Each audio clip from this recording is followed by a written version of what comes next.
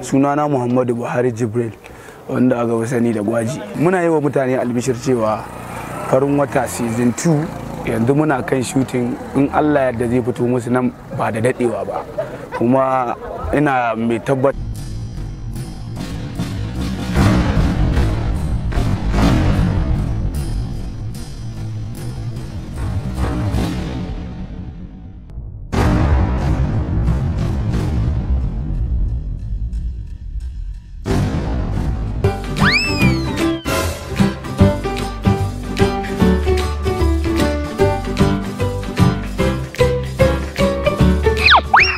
na kwana.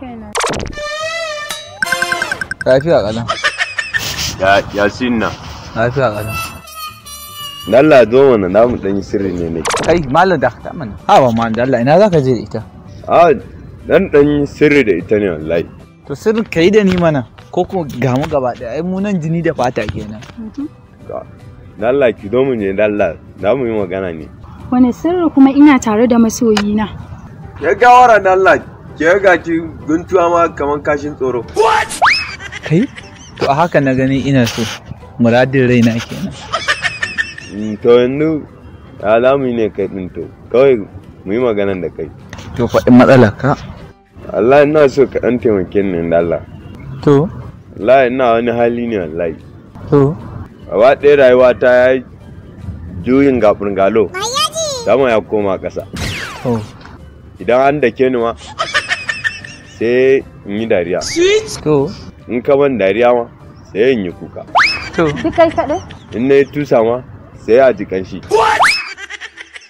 In aka min kyauta ma sai in jawo shi. jin daɗi ne ma yawa. Ina tafiya ma yin rinka bacci a tsaye. Gaba ɗaya komai nawa ya daddame kawai. To kai ciwon hau ne ya kama ka. Yanzu ka taimaka min manan da Allah. To da me zan taimake ka? Ko miliyan 2 ma da Allah sai in yi maneji. Kai ka gani ne ma kama da mai miliyan 2. To in babu na da dan wani kadara na ne ko za ku saya. To dai yanzu na ji ka faɗi ta mini. Ku ai masoya ne ko? Farai da gaske. To ina da takin soyayya ne. Wanda da kun haɗu da budurwa ko saurayi sati ɗaya kawai sai aure, babu yaudara babu ha'inci. To yanzu kai matanka nawa? Ba ni da mata ni da mace ma gwara buhun lalle ai. Kai Allah ba gurin nan da Allah. To samu ko naira 10 mana dalla. Allah ya sa